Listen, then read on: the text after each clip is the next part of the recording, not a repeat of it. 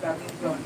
So using Nigeria as an example, there is the Land Use Act of 2004, right, whereby ownership of land cannot just be given without the governor's consent. So if you want to sell a land, for instance, I have a land and you want to buy it from me, there has to be like a whole process of you getting the governor's signature of Lagos State, going to the corporation that guides that, and then me now formally handing it over to you. So there is no loophole basically. But what I would say they would do is, I for one, I'm not really all about revolution all the time, right? So I am a round table conference kind of person. Let's talk things out. Then if talking things out can't really now get us there, then obviously it's the other route. So what I would say is, with regards to South Africa, this has been something that has been way back since Nelson Mandela's time, even before, sorry, during colonialism and all that, with the whole Nelson Mandela's arrest and all that. So, roundtable conference, right, which I know they've been having, and then at this point in time, revolution is it. But to answer your question, people, the law doesn't have to, right? The law is there to cover these people and make sure that we have a sane environment, right? Like land users I made mention of. You know, before the Act of 2004, using Nigeria as a case study, there were cases of people selling lands and interest. So I could give you my land and then I would keep coming back to you that, oh, this is the interest you're meant to pay, this is the interest you're meant to pay. And then people were exploited, Nigerians, now using Nigeria as a case study, people were exploited, right? So that was why the land minister came in, to cover that loophole, right? To make sure that, okay, any transaction that is going on land-wise, the government is taking account of it. So for South Africa now, I'm not really conversant with their laws, so I'm not going to say so much as regards to their laws. But putting laws in place, right, that covers this and protecting the natives. Because all in all, they own the land, right? It was their blood and sweat that developed the land, right? They were there before the colonialists. They nurtured their land before the colonialists. So putting laws in place to guide them. Yeah. Thank you. So, my next question will go to Pastor. In the book, there was a particular scene that was from the religious perspective. That was Ishaka. Ishaka used to be a teacher, very worthy, which it is in the school where he goes to teach his primary school. But he later gave his life to Christ, and along the bush path, they were singing. I think they were going for evangelism or something. But they were stopped by the colonial soldiers. So, and during that period, the Mama Rebellion has been going on. So they were asked to present a form of identification, which they all did. In fact, Ugoji was saved at that moment because of this the school letter that was in the class that was not presented, so that he is a student. But in the case of Shaka, he doesn't have anything. But to me, it looks kind of, because they asked him, "Are you a Mama?" He said, "Jesus died for him, or the blood of Jesus is worth more than exchanging it for the Mau." So, what can you say about his action, and what do you think he could have done better? Because at the end, that was why I said it was kind of stupid to me. He could have approached that situation in a more diplomatically than that approach. He's trying to use religion to, I don't know. But what do you think could have been done better? Because he was still the husband. Okay, I actually feel it's still going to be true, to be honest. Because they wanted, because they wanted a part of identity to let them go. And why the other two have the letter from their school through the missionary, blah, blah, blah. So when they asked Ishaka for his own identity, then he told them about Jesus something. And the colonial soldiers were thinking that this person is so bold or rude that we are asking for something and you're telling us a different thing. I don't think if he has actually told them that he's not with his identity and they are going somewhere to like a camp, and since they can see the letter from the headmaster through on Jogas and his friend back. But I feel like he wanted to, he did not want to submit himself to colonial soldiers also. So he wanted to like bring in the religious aspect that, oh, Jesus Christ is Lord and nothing, they cannot do anything to him, because that's his belief that they cannot do anything to him, that he has Jesus or something backing him up. So I actually feel if he has told them like in a logic way, not religious aspect, that okay, so I'm not with my past and we are going for stuff, a religion stuff, and since the other two have a letter, they might have actually let him go to a point. I don't know, but you know, at that period, the colonial soldiers were harsh because of what had happened. What I think Joroge's father did, what Joroge's father did, so they were harsh at that point. Thank you. So, my question now will go back to Kennedy. In the text, there was a clash. That's it. There was a clash between the customary law, that's the colonial law, and the traditional law. There was a clash between the colonial law rather and the customary law or the traditional law. So what can you say about that clash? So I'm going to liken the clash to language. So from what I had read and researched about the book, the clash occurred in when his father, his land was taken from him by his father, no land, right? He was colonial master and was backed by colonial law. And Jacopo had land because he collaborated with his wife and had colonial law backing. While customary law, which is traditional law, because generally customary laws are laws of custom, right? Laws of the people, traditions and customs that people are jointly agreed um, allegiance to, and have jointly said, oh, we're going to obey as based on our customs. So what I'm going to say is the clash is it sense that I'm sorry, let's get my clothes. The sense that normally, right, laws are meant to exist, right? Laws are there to exist, but it's also inevitable that there will be conflicts of laws, right? Most times, one law is going to supersede another depending on context. So there is a situation whereby I'm going to use Nigeria as a case study, just to pardon that. There in Nigeria we have a multi-legal system, right? So we have customary laws here as well. Then we have English law, which is colonial law in a sense, because we were colonized by the British as well. So there are times whereby there is a clash. Customary law is saying landowners, that's Ngoroge's father is backed by traditional laws because he's got it from his ancestors, right? And then traditionally he's meant to pass it down to his own son, then decided to just go on and on like that. But then colonial law is saying bring your certificate, bring your certification, bring right of ownership and all that.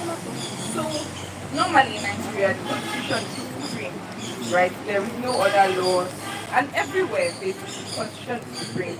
There is no other law that supersedes the constitution. Every other law gets its legality or its validity from the constitution. So in that clash, most times it's still looking at the maker of the law, right? I don't know if you get what generally binds everybody together, and that's the constitution. And back then, constitution was colonial law because they had colonized them, right? They had used force to get their territory. So now they are under them. So I'm trying to speak in a very factual, non-emotional way. Because if I go towards emotion, obviously, I mean, it came to my land, my Lord supersedes yours. But if we're speaking on a very legal and very um, objective standpoint, they now have power. They have military might. They have legal might.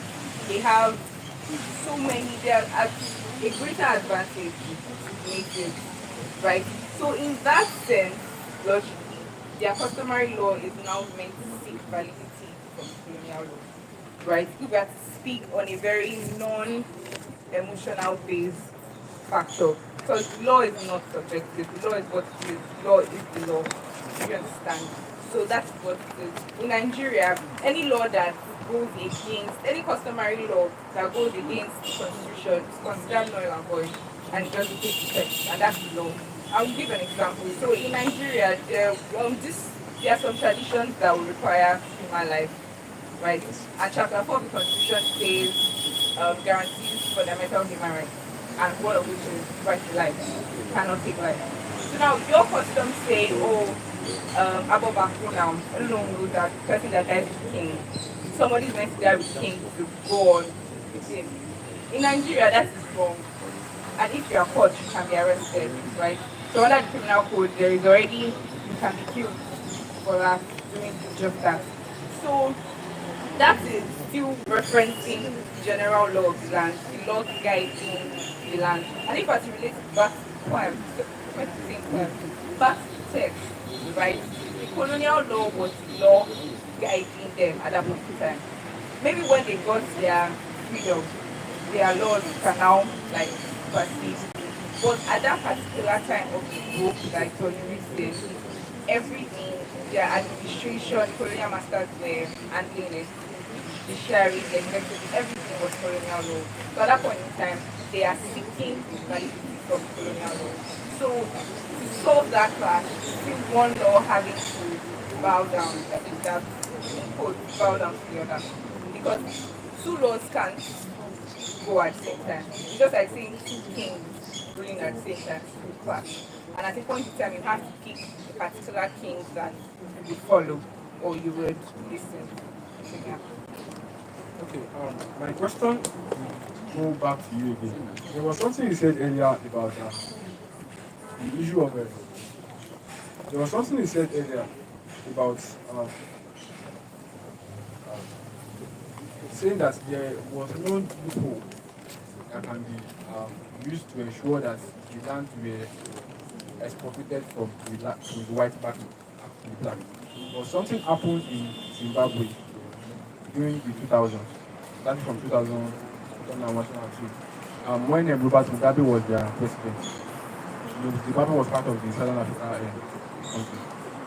So, of course, the whites were also very dominant there, and then the immediately farmers were the ones that owned the land and they were engaging in plantations. So, due to the unequal land distribution and the fact that the larger population, which were the indigenous population, only have access to, a little percentage of the land that were fertile. Most of the land that were assessed or that were available to the larger population, the land were ecologically unsuitable. As a result, the president have to take law into it and ensure and make a difference that all the lands in Zimbabwe belonging to the whites are automatically returned. And nothing was done. So that was the loophole that was look at that. That was the same thing Cyril Ramaphosa was supposed I assume that was the same thing Cyril Ramaphosa was supposed to do for the people of South Africa.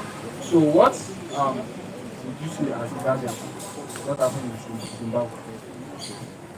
Okay, so I'm going to get you back. You just made me understand that it's president that made that law. I feel like that answers the question, right? So there are different types of government. There's unitary, federalism, federal and all that.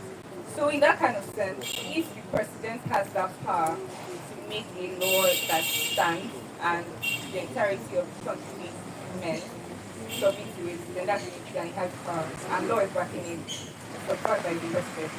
You get. So he has the power of the law in his hand, because that's unitary. Yes. But in the sense of Nigeria now, that we have practice federalism, such a law might not really just come into effect like that. Why? Because first we have two houses, National Assembly and House of Reps, and this law has to pass both houses. And there is a lengthy process regarding passage of bills. There's the introduction, first stage, third reading, several readings that has to occur at both houses at various levels. state and federal, you get, so it's a whole lot. But what you just told me is the president. I'm not really conversant with the issue, but from your explanation, the president, he has power. So he can, if it was a unity system, yes, he has power to say, oh, all the lands that the whites are taking power of was now theirs, and then they can use this however they please. If president, that's the system in place, that's the system the law has put in place, and that's the system that will be followed. Yes. But if it's in the sense whereby, likening it back to the book, where there is customary law and then there is colonial law, there are two different laws now, and both have to be taken into consideration. You get, so that's where the clash is going to come in. And then when the clash comes in, we have to now look at which laws supersede another, which laws get validity from the other. And in that sense, customary law at that point gets validity from colonial law because colonial masters took over everything. They took over the administration. They are the ones making the law now. I hope that answers it. Thank you. Actually, Robert Mugabe was in the people. So, that's fine. So, now the last question goes to Pastor. My question is, there was an argument that I was engaged in. It was a very serious argument. The argument was between fear and love. Which one can we use, or which one can properly bring the people under submission? Because in this book now, what was used? Fear. And the argument that I was involved in that day, it was so serious that love was used. Because there are different examples from different countries all over the world in the present day. Now, from the perspective of this and from what you thought, what do you think can best be used to bring the people under submission? Is it love or fear? Okay, what I think that is going to bring people under submission. To me, it's fear. Okay, let me just fight. Okay, what should I use to point this out? Okay.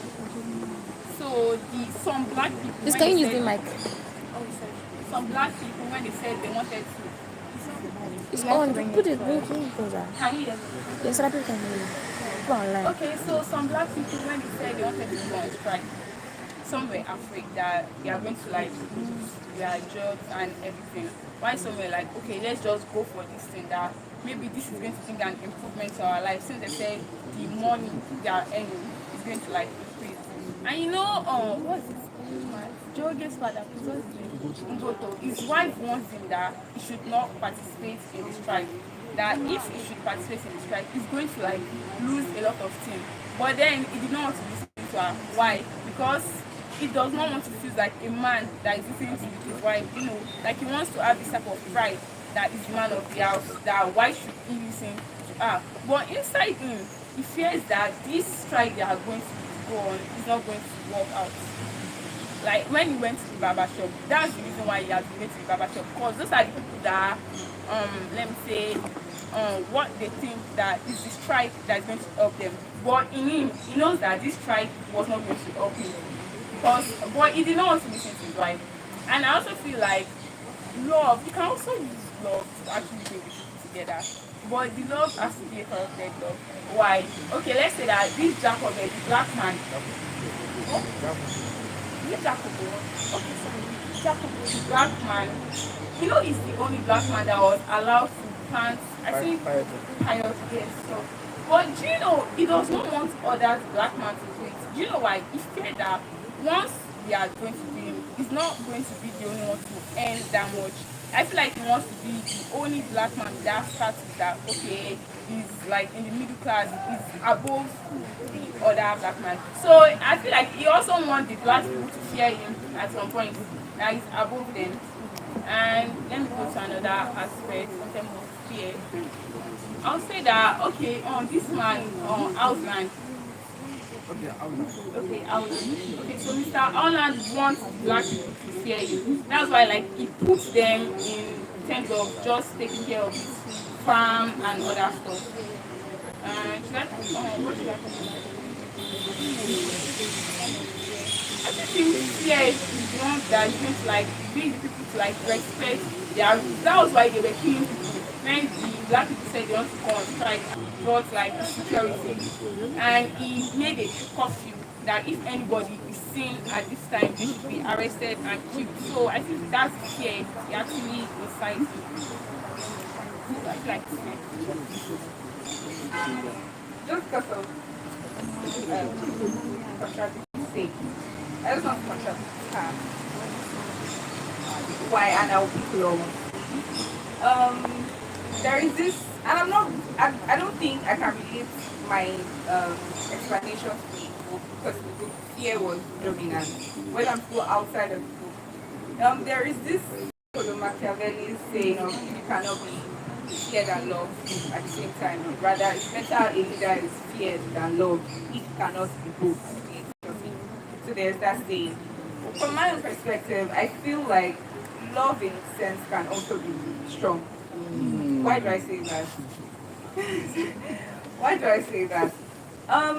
Each of us here in our own individual faculties and all that, we have that one person that when he or she says something, people just naturally want to go with what he or she says. There is just that one person, honestly. Like I have a friend. He's always like, and this is not really from a state of pride or anything. It's just this one charisma. It's just that aura. Yes, it's just that aura, that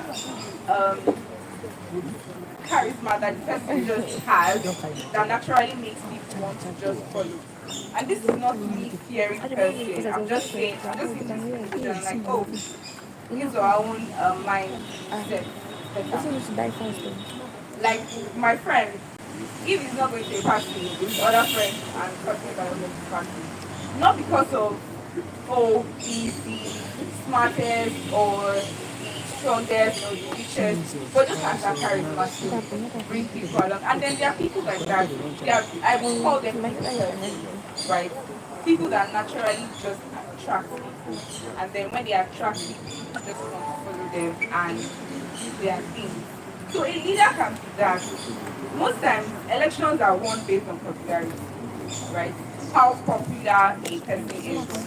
Faculty election depends on how well we can speak to people and how well you can relate to them.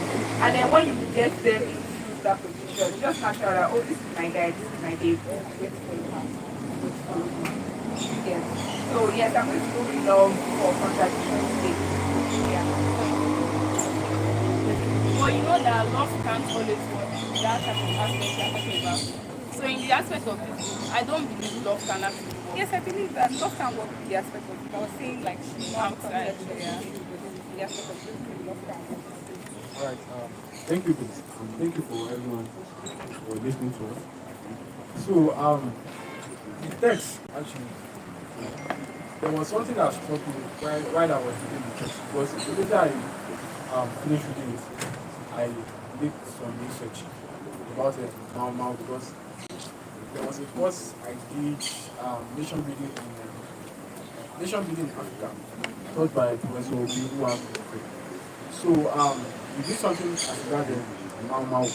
So what struck me with the book was the fact that Ibuku tries to justify or tries to illustrate literally all stages of the Mau rebellion that happens in Kenya back then. It tries to illustrate it in the text. Right from the oath taking, when they were taking them, when they took the oath. If you can remember in some places in the book, there are so many interactions as regards the oath. When Boro was trying to coerce his father into taking the oath, but Mboto did not want to take the oath. Not because he is not interested, but because Boro was his son. So it is not like taking that oath from the son. It's not like disobeying the societal structure or hierarchy. And then there were cases when that was when Jacobo died. They went to this guy's Boroji. They went to school and then they brought him closer. The first question they asked him was that, did you take the oath? That was the first question they asked him. He said he did not take the oath. They kept asking him the same question. And then the next question they asked him was, where is Boro? So, and Boro, of course, has been in bush for a long time, trying to embrace the consequence of leading the normal rebellion. And the second stage was the armed response, the armed resistance rather of the indigenous population, because they resisted it. Goes to page 70 of the book. That was when one of the ships rather was having that was the interview. The ship was having an interaction with someone, lamenting the death of one of the ships. The person even asked him that is the ship killed, the ship that was killed, is it as powerful as Jacob? The ship replied to the person that the ship is even more powerful than Jacob, that he has been killed. That was the resistance of the people, not people, against the British. And of course, the British also responded. Remember, they killed them, about six people were arrested, including the Baba at Spanga. The Baba and at Obamba. And then, of course, they killed them, the six of them, and quite a number of other resistance. And then we also have them, the Manville operation. That was when they started going after all the Mama rebellion leaders, when they were looking for Buru and that, when they got the rules out of it. So that was a particular part that finally struck and of course it drove even more into as an history student. Okay, so thank you all for listening to us. So now question time. Is there anyone who has a question or observation? Just one question. Yes. So it's more or less the point. So yeah, okay. Please let me just show I got because I last question a lot of love and love on basketball. Oh, love on fear, yeah. Yeah, what I said was, I was engaged in an argument. In an argument. So in the argument, it was a very serious argument among guys. So the question was to bring the people of the country to submission. Which do you think is or can better be expressed? Is it fear or love? So in that argument that day, people that were in support of love actually won.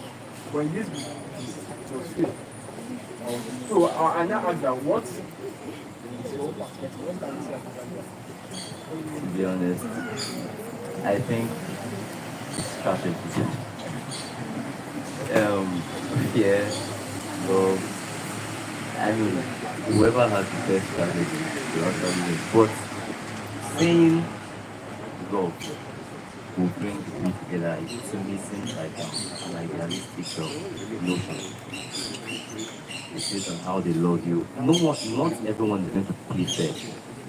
So if you are saying you are going to use love, some people might use bribery. Some might go through other means.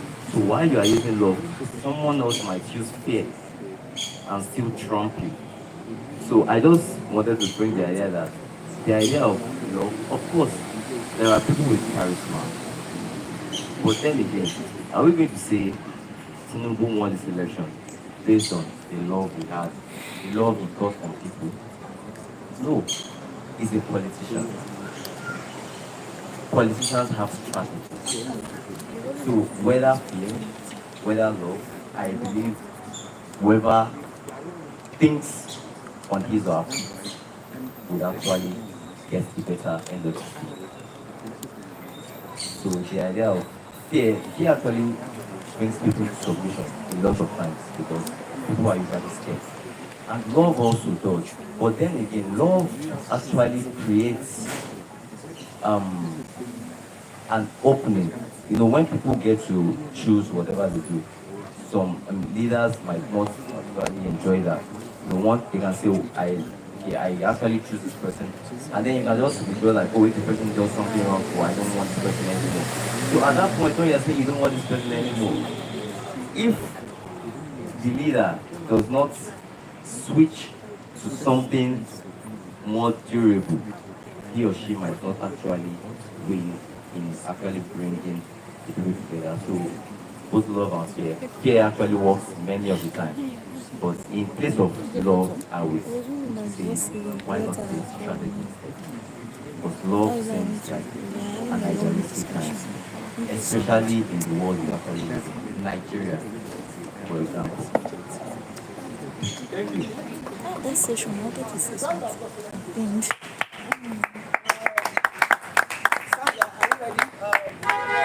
Okay, for the picture, this section is actually short section, like I said. We are looking at law, literature, using the historical context of people who are able with no child. Now we are going to the big game.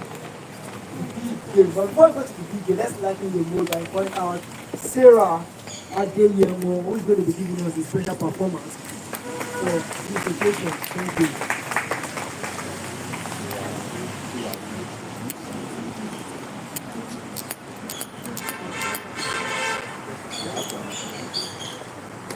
I hope we are all enjoying ourselves. Hold on, hope you are enjoying yourselves. I hope this mic is standing like, so I'll be able to perform well, but no, it's standing. I'll try my best. This little piece is an homage to Ungo Giwationgo.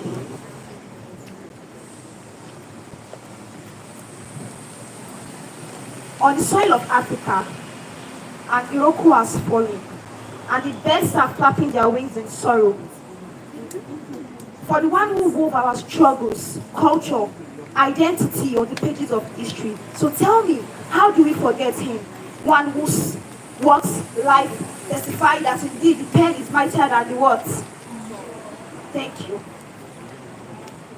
A literary giant, flaunting our inheritance with plays of resistance to exploitations, novels that decolonize our mind for liberation. From Kenya, oh Africa, weep not.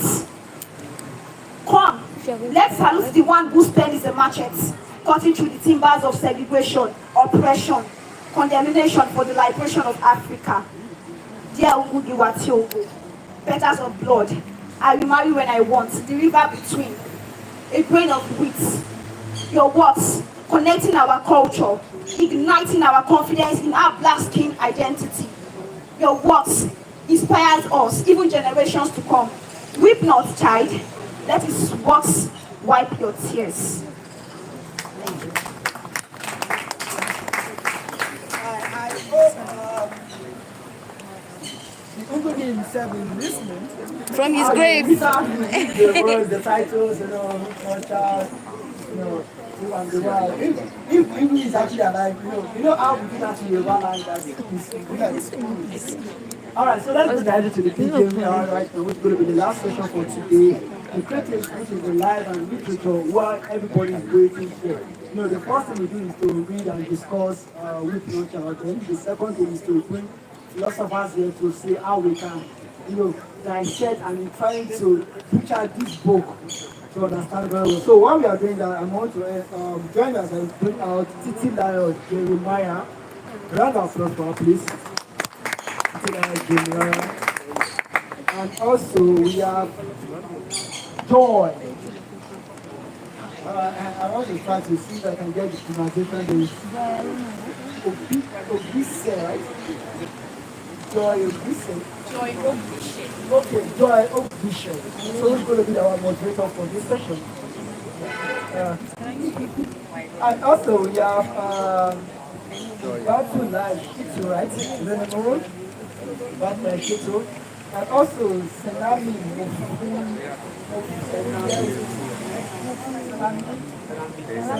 Mofudewi. Sorry, just words. All right. The last person we have Joy Excelsa. Excelsa. Joy Excelsa is here. Okay, I think two of the panelists is not here. So we go with the flow because of the time. So Joy, listen, over to you. Hello everyone. Hello. Okay, so this caught me off guard because I wasn't told I was the Moderator. moderator. So I was thinking I was going to be one of the discussants, but then let's see how it goes. Okay, yeah, so thank you everyone. And we've been having a wonderful discussion. I've enjoyed everything. Like, I've enjoyed every part of this discussion. And right now, we're moving directly to the, let's say, the connection between literature and life. In literature students here, right from secondary school, they'll tell you, oh, what is literature? You say, literature is the mirror through which we see life, right? Mirror of life. Or sometimes we say literature is life, all of those kind of things. We have definitions like that. So, that specific definition, literature is the mirror through which we see life.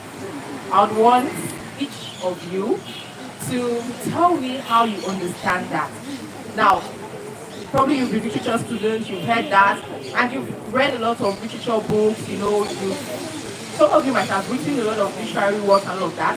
Now, in your own understanding, what comes to your mind when you hear the definition literature is a reflection of life?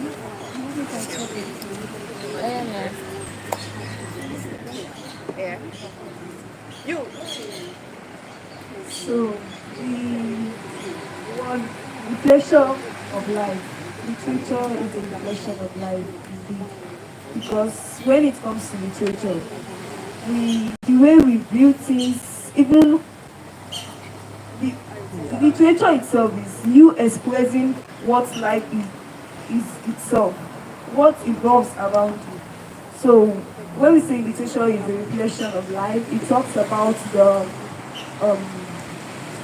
those things that we see as reflection of life. Okay, just calm down. Okay. It's a lot. Even I want to bring it from you writing poem, articles, things. You see that even many writers out there, they write from everything around life, so it reflects life itself. Everything about literature is just life and nothing out of it. That's what I understand by it. Okay, thank you. Oh, please, let's pay attention. Thank you. So, hi everybody. So, how does literature mirror life? Yeah. So, what do you understand by that? Well, like you said, right from senior secondary school, for those of us that did literature, they tell you literature is the mirror of life.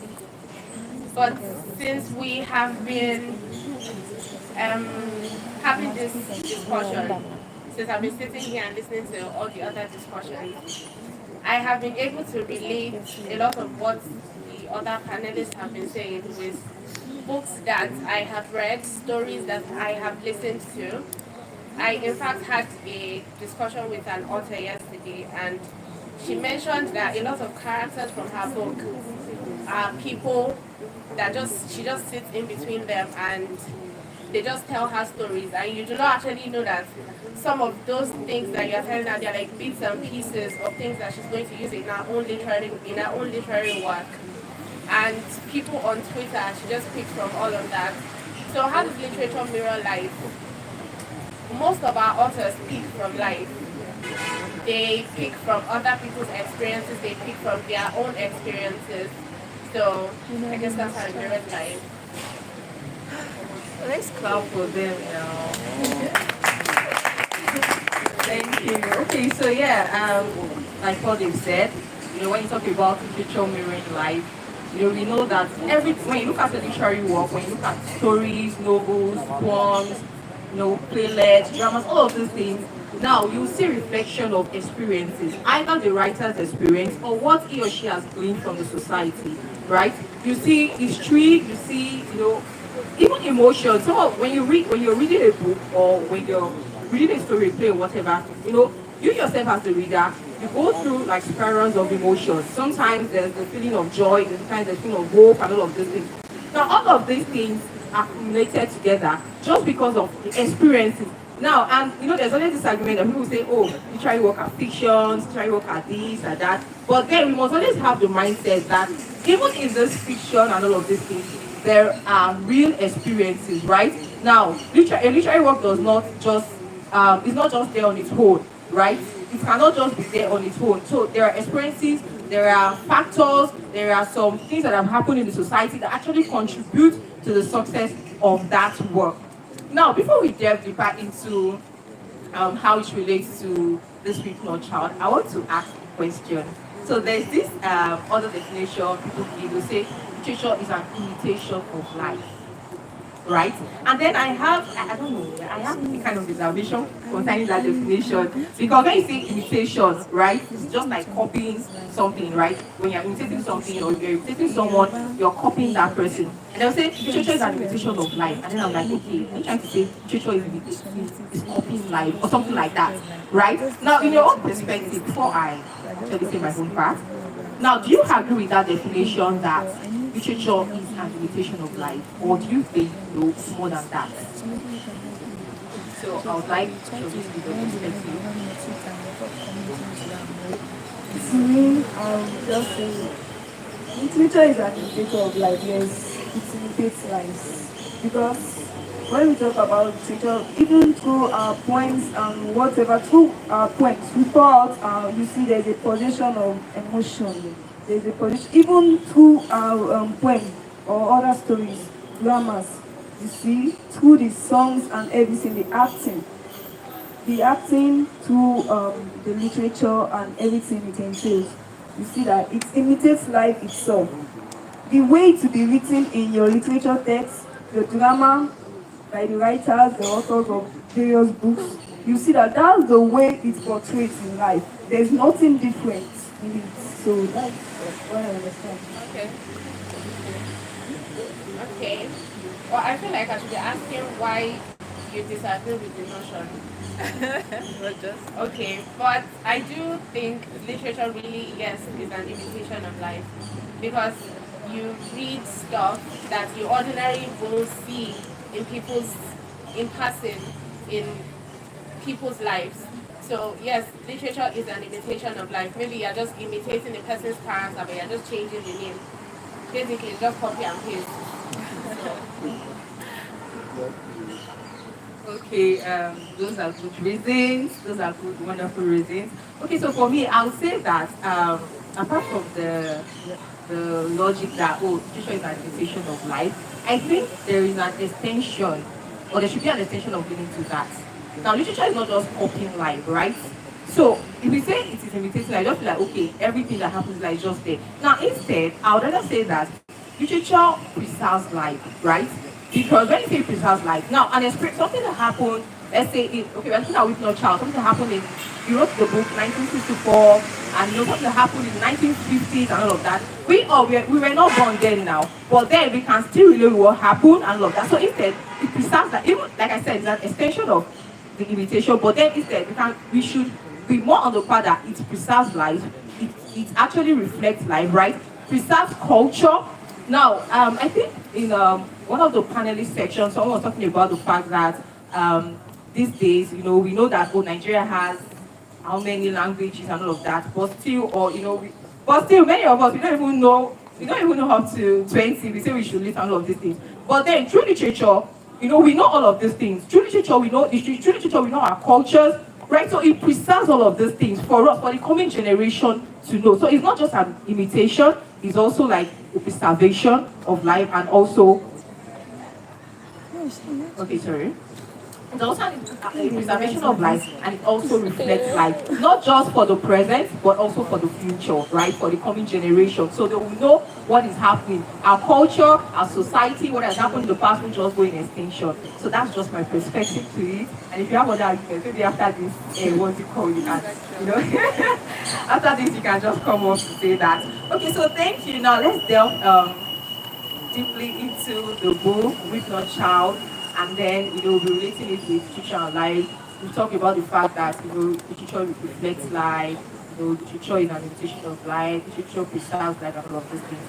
Now, through the things of, I don't know, anything you want to discuss about, but through the things of this book, With No Child, how can you say, this theme actually, relates to what is happening in the society, our present society? Like, what is happening now, right? Now we are talking about the fact that literature reflects life, right? Now, how can what the movie has written, how can you say, it reflects what is happening in our present society? I don't want to go back. So, they talk about colonialism, they talk about the past. So I'm talking about the present now. In your own understanding, or from what you from what you read and from what you understand, from what you see in our society, how does or what can you see that you know that okay, literature or this book actually reflect what's happening in our society? So to me, what the theme I'm going to be talking about is disillusionment and frustration. That's the main. When I read everything, the themes colonialism on family and land is also part of it. But the one that really struck my heart was the one of disillusionment and frustration. Because in this time, I can just relate it to education. What Google has written about what happened in the era of Ngoroje, during his own time, yeah, education. So I'm going to talk about this, our own generation, the education, and because we've got to learn that many students that is writing jam and exams, yes, aspiring for schools and so on. Many of them are so frustrated, yes. Just like I said, disillusionment. Your expectation are not being realized. Just like Ngo's case, yes. His expectation at the end was dashed.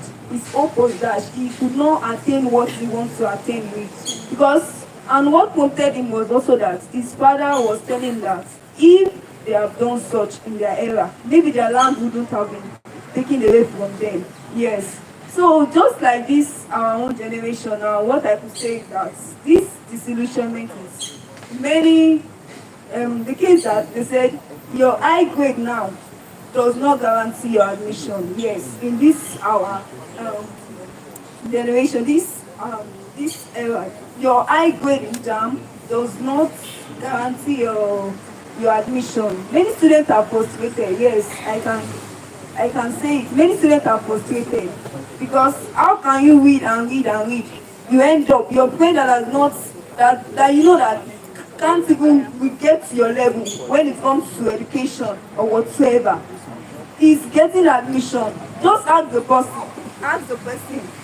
You see that the person maybe might have gotten it through let's say slots or whatsoever, connections, yes. So that's what I'm going to talk about, the theme of disillusionment and frustration. It is so common and viral in this Okay, thank you. Okay, well, considering I've only read the book once, I think I'm going to talk about a minor theme. I really liked the theme of silent resilience in women. Yes. So it's not like it mirrors our society of these days because women are not so silently resilient anymore. We are very loudly resilient. But we could come back like 10 years ago, like the millennial age, our parents' age, you would still see that silent resilience in women. I want to support you even though I know you are doing the wrong thing. Or, I don't know, it's just very glaring in the book with Njoroge's mothers, where they try to support his father despite the fact that they know he's making wrong decisions, where they try to, still caution their children, but they're just doing it silently to let them know that, okay, well, at the end of the day, it's your decision, so it does not, turn over on me, but this is what I think, and I think it is right. And at the end of the day, when you look at it deeply, a lot of their opinions were actually the right opinions, but these men do not want to, follow them because in the book and in those days, they are just women. So that's the theme, I think, mirrored life. Thank you so much. You have an addition? so addition to that, I just thought about trying to portray one like yes, I talk about the ones that are aspiring, but how about those ones that have gotten the admission and so after getting there, so we are going to talk about just like Ngoje's case, what after ending this, gaining after them going to school and you know receiving the knowledge, the impact, and receiving their certificates and their expectation. Many of us too that are here going to school, just like Ngode's case, is also a savior to his community, to his family, and everyone around him. So, just like many people that is here too, they are here to after school, you work in a good place. So for you to, many of us to bring fame, to bring honor, pride to our family, and after that to get a good job. So many are there that after school, certificate and everything, there is still a lot of what we call unemployment out there. So that's Okay, thank you so much. So I'll say that what stood out for me in the book, and which I can relate to our present society, though not only our present society, that it has always been happening. That's just like generally, right? Not all dreams become realities, right? So that's just something, right? And sometimes it's not because we are not hardworking, right? It's not because you don't have the zeal. It's not because you don't have the passion. I know there's that general saying that, when you have the zeal, the passion, go for it, you get it, right? It's good, yes. Like it's a word of encouragement. It's something we should always hold on to. But at the end of the day, right? Not everything we desire actually become reality. Like for Unjoroge, because I really I had so much compassion for him while reading the book, because I felt like he was so determined that no, this education. I remember from the beginning of the book, his mother told him, "You go to school." He was excited. His mother was telling him that, "See, you're not going to complain. No, even if you don't have to, you go to school." He was like, "Yes, how we go." He was ready to he was ready to make sacrifices for his education. And if we read further in the book, you remember the time where the Mau Mau, the what's it called, the violence was getting so how like call it, was getting brutal, and then he had to write to the school to lock down the scandal of these things. And then when he told his brother Kamau, the brother was like, "Oh Lord," he still went to school, even despite he could have given up. There was still that hope in him that no, say, if I go to school, if I get this education, something good will come out for me. I'll be able to change the status of my family. And it was not just about his family. He believed that with his education, we'll be able to change Kenya, right? Be able to bring that positive impact. But at the end of the day, what happened, factors, societal factors, family issues, all of these things came together, and then they disrupted his dream and all of that. So it just brought to my mind that most times it's not just even about how hardworking you are, kind of zeal or passion, but most times a lot of other factors, external factors can contribute to it, and then it becomes difficult for a set dream to become reality. But that's just life at the end of the day. Am I lying? That's life at the end of the day. Do we all agree? Yeah. That's life. So yeah, that's just it for me. So let's move to the next question. So let's move to the language of the book, right? I think we've examined the content. Let's move to the form, the language of the book. So let me send this to you. Now, how do you see the language? Me. I'm directing you. I'm not done. I'm just it's a question for the book of you. You've read the book, right? You've read the book also? Yeah. So, what can you say about the language of the book? When you were reading the book, how was it for you? And can you connect the language used to the content of the book? Let me make this more simple. So, while reading the book, was the language kind of complex, complicated? Was it simple? And was there a kind of transition from the language being simple to it being complicated, all of those things? So what can you say about the language of the book when you were reading it? to me. Let me start with the writer himself. So Ngugu is a language warrior. When it comes to Ngugu, is a language warrior. It's so much value in indigenous language that anything. The first time I saw the book, I was so this is my first time seeing his text and everything. So after reading his book, I knew from more, so I downloaded a lot of PDFs so in order to concerning his language, like I said, he's a language warrior and he values so much indigenous language. So in his text, while I was reading it, especially the names and everything about it, it's kind of, because to me, yeah, there are other writers. They will try to break it down. These our own generation writers. They break it down to like, they don't really key into it. Like they break it down into to our own level. But this in this case, he does not even like, because of his love for indigenous language, he just go for it. He does not allow anything, like his language is so,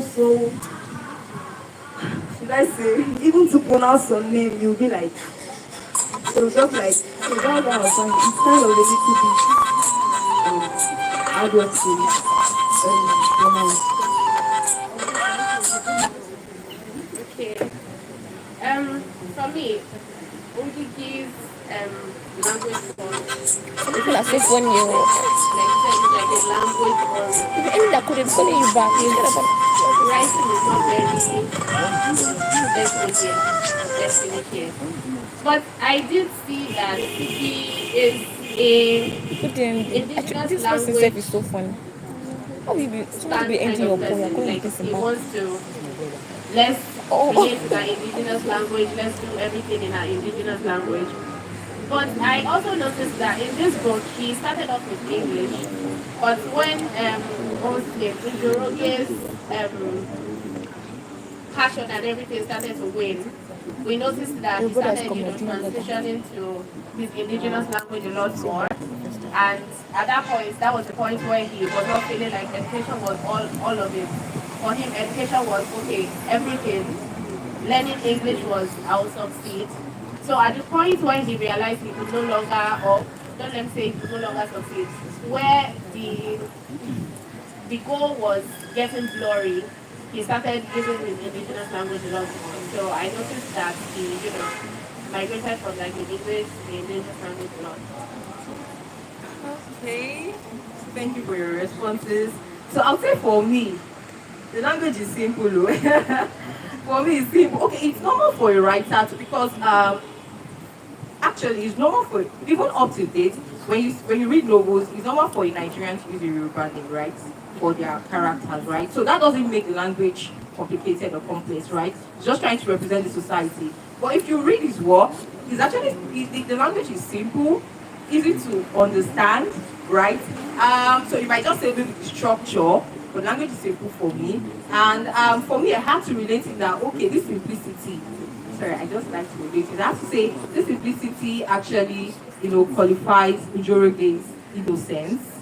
For me, I just took it to that I took it to that level, right? So it's innocence and all of these things. But in all, the writer's language was actually simple, easy to understand, no complication. So it's just normal for writers to, he was actually writing about the society. So it's normal for him to use names from that society. He can't go out of the word using British name, all of that, to represent what actually happened in that society. Do you understand? Okay. So for you, it was easy. For me, it was not so easy. Okay. I'm not saying it was like 100% complex, but it was not so easy. You could pick up a book now. Okay, you could pick up a Wole Soyinka book now. Like, what's his flattest book? Maybe The Lion and the Jewel. And yes, it's not just about the names. He used Yoruba names. It was not the names that were the problem. It was you say structure, I say language. Yes, it was the language. Because you could pick up The Lion and the Jewel now and you would just sit with it and flip through and you're done. But I literally had to pick up Weep Not Child. And I was reading, I read a particular line like 3 times before I realized, okay, maybe I have to read it out loud. And then I had to read it out loud and then just continue silently before I got the rhythm. Now, I'm not saying it is thoroughly complicated, but it is not as easy as, it should be. But it is understandable because he is a literary person and it is a literature book. So maybe that is how it should be. But at the end of the day, reading is subjective. Last like you said, reading is subjective. You know, literature, everything is subjective. So what I agree with might be different from what you agree with. But at the end of the day, none of us, we are not wrong, right? So it depends on how you're able to defend whatever you're presenting to your audience or to your readers, whatever it is. Okay, so apart from that, now let's look at the relationship between Nwaki, right, and Njoroge. You know who Nwaki is, right? The daughter of Jacobo, right?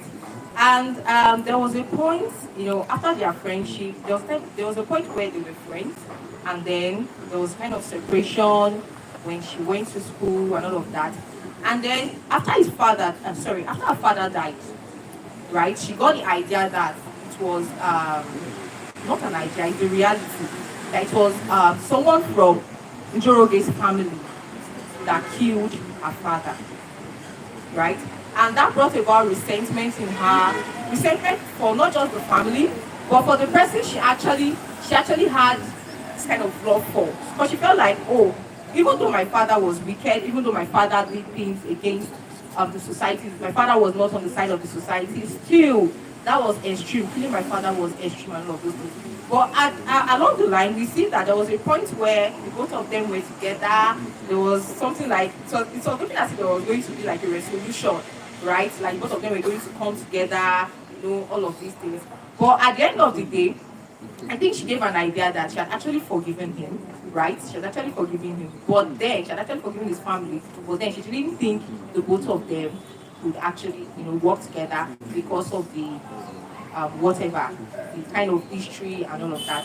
Now, bringing it to bringing it to our present society.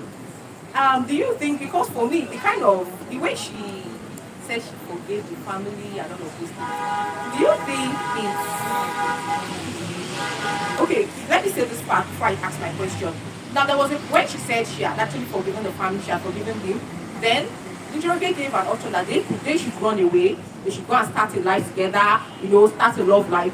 And she would have done that if not because she had a mother to take care of. Right? She would have done that. She would have gone with him for love and all of these things. Now, I want to ask that in this our present society, is it possible? Now, let's take away the fact that, okay, because she had her mother to take care of and all of that. But is it possible that in our present society, something like that happens between both families, and then you still say that love, you know, they used to say love is strong, love can conquer anything. But can love truly conquer that kind of situation? Right, that you are ready to say, okay, I'll still go ahead with you, even though your family has done me this bad, right? You know, it's not really something so disastrous like killing the father, right? So is it possible, like in your own perspective, relating it to life in general? Is it possible In life, yeah, it's life in general. So, to me, it depends on individual. Yes, okay, should I, according to what I guess? Yeah, just say your point of view, let's hear you. Yes, my own point of view. Okay. So, I would say, gosh, if if you're in our shoes, yes, in such a, let's love the kind of, which it's kind of complicated because what will people say? What will you say? Yes, what will people say? And again, and what do I determine to go for? You get?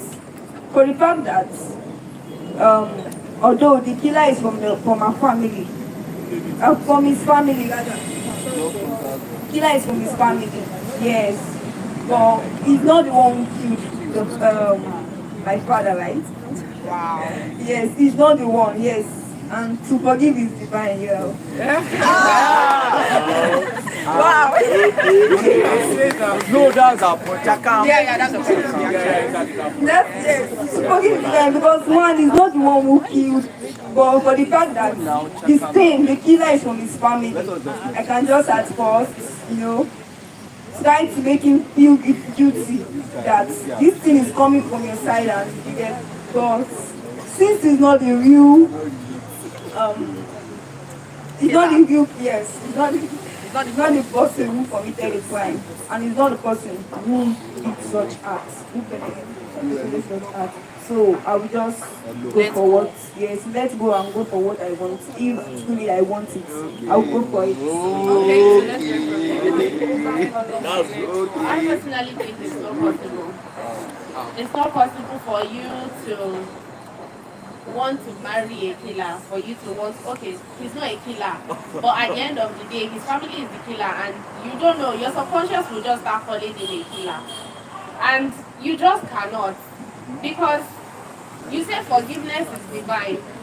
You forgive, and then one day you people are in the house together, and you just feel this urge of resentment, and you're just looking at him that God, the family of a killer. The family of a killer is a killer, because it is your family that he killed. I mean that his family killed. You will still feel that resentment. It is just always going to be there. So when she said she forgave him, but she's not interested, it was the right thing to do, because I forgive you, but I don't forget, Sha. I learned my lesson from the incident. So it could have been a member of your family today or yesterday, but it could be you tomorrow. So I personally think it's not easy to forget rather, because I will still remember, it will still be there, it will still be resounding in my brain that family of a killer. That means I will born killers. So it's not possible. I want to ask you a question. Like, is it because of the trauma, or because of this belief that, because in the early days before you marry, they will go for family, what do they call it? They call like a research about the family. Yes, if the family has done something bad, you get what I'm. Is it the trauma? I'm throwing the question to everyone. Is it the trauma you have to undo, or yes, because okay,